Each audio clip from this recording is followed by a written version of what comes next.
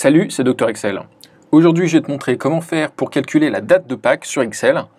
Alors, il y a plusieurs méthodes, dont des algorithmes assez compliqués. Alors, comme d'habitude, tu peux télécharger le fichier final en dessous de la vidéo. Je te mettrai le lien. Alors, tu as deux méthodes. La première, c'est un algorithme assez complexe. Alors, tu peux le voir sur le fichier. Je t'ai mis le lien vers Wikipédia qui t'explique comment faire.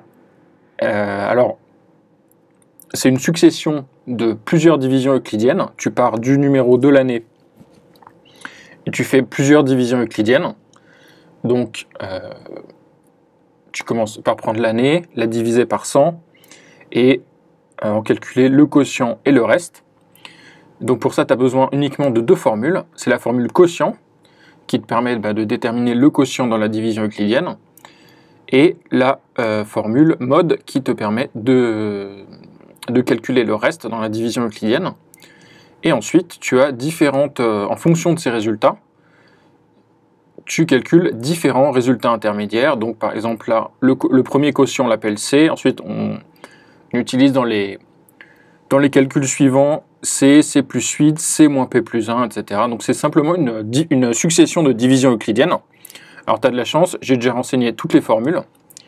Et alors, une fois que tu as fait toutes ces divisions euclidiennes, tu tombes sur M qui représente le mois sur lequel tombe Pâques. Donc c'est soit 3, soit 4, bon, pour mars ou avril. Et J qui représente le jour. Tu prends cette cellule-là et tu y ajoutes 1 et ça te donne la date, le numéro du jour de Pâques. Donc par exemple, en 2018, le jour c'est 0, donc J plus 1 c'est le premier, donc ce sera le 1er avril 2018.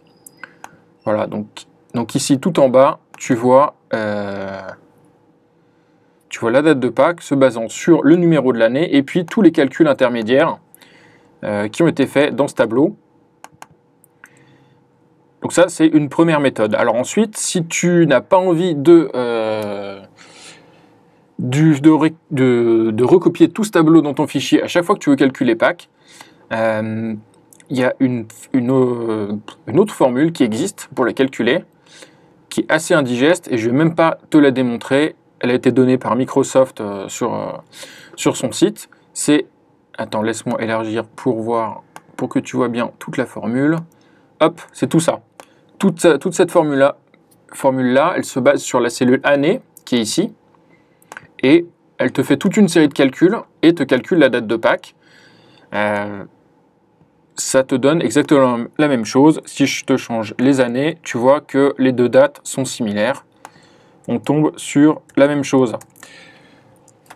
Écoute, j'espère que ça va t'être utile. Maintenant, tu peux utiliser directement le fichier pour calculer